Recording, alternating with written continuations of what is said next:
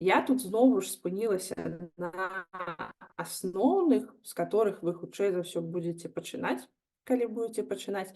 Дам у канцы лекцыі будзе спасылка на больш, такі цэлы гайд, потому цэлы шмат іх насамрэч ёсць розных апісанняў таго, якія бываюць віды візуалізацыі, для чаго яны выкарыстоўваюцца. Мы зараз па самых асноўных з вамі пройдзем. Хутчэй за ўсё вы бачылі гэтую дыяграму шмат разоў. Кругавая дыяграма, пайчарт яшчэ па-ангельску можа называцца. І пытанне, на якое адказвае такі тып візуалізацыі, гэта з чаго складаецца цэлае. То бок у нас ёсць нейкі умоўна 100%, і ёсць некалькі часткаў, некалькіх катэгорыяў, з якіх гэтыя 100% складаюцца. Напрыклад, усе удзельнікі нашай лекцыі, гэта там колькі ў нас чалавек, зараз.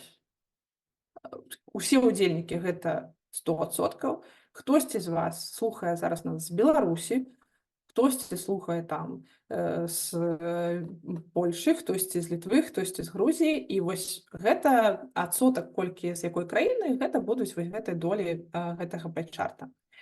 Што важна памятаць? Гэтая візуалізацыя, яна мае даволі абмежаванае выкарыстанне. Яе задача паказаць збольшага проста агульную карцінку, так прыстраляцца, як гэта прыкладна выглядае. Не варта рабіць, калі мы маем там больш за 5 катэгорый і мы хочам паглядзець велічыні гэтых катэгорый. Не варта і выкарыстоўваць, калі ў нас больш за 5 гэтых катэгорыяў. Ёсць вось такая, напрыклад, альтэрнатыва, яна называецца Trimap, калі мы таксама паказваем часткі цэлага, але не колам.